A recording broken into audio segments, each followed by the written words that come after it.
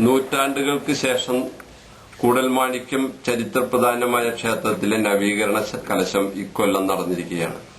നവീകരണ കലശത്തിന് ശേഷം നടക്കുന്ന ഉത്സവമായതിനാൽ ഇക്കൊല്ലത്തെ ഉത്സവത്തിന് ധാരാളം പ്രത്യേകതകളുണ്ട്. ആ പ്രത്യേകതകൾക്കനുസരിച്ച് തന്നെ പുരാതനമായി ഇവിടെ നടത്തിവരുന്ന പ്രാചീന ക്ഷേത്ര കലകളാണ് ഇക്കൊല്ലത്തെ പരിപാടികളിൽ ഇവിടെ ഉൾക്കൊള്ളിച്ചിരിക്കുന്നത്. തുടർന്ന് വരുന്നതും അങ്ങനെ തന്നെ. ഇക്കൊല്ലത്തെ ക്ഷേത്രോത്സവത്തിന് വേറെയും പ്രാധാന്യമുണ്ട്. ഗവൺമെന്റ് നോമിനേറ്റ് ചെയ്ത ഒരു ഭരണസമിതിയാണ് ഇക്കൊല്ലം കൂടൽമാണിക്യം ക്ഷേത്രം ഉത്സവവും ഭരണവും നടത്തിക്കൊണ്ടുപോകുന്നത്.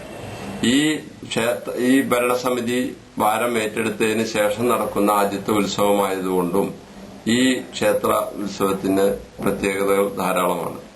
ചരിത്രപ്രധാനമായ ഒരുപാട് പ്രത്യേകതകളുള്ള കൂടൽമാണിക്യം ക്ഷേത്രത്തില് മീനമാസ ചൂടിലാണ് സാധാരണ ഈ ഉത്സവം വരാറ്. കേരളത്തിലെ ഉത്സവങ്ങളുടെ സമാപനം കുറിക്കുന്നത് കൂടിയാണ് കൂടൽമാണിക്യ ക്ഷേത്രോത്സവം. ഇക്കൊല്ലത്തെ ക്ഷേത്രോത്സവത്തിന് ഭരണസമിതി മെമ്പർ എന്ന നിലയ്ക്ക് എല്ലാ വിജയങ്ങളും ഉണ്ടാകട്ടെ എന്ന് പ്രാർത്ഥിക്കുന്നു.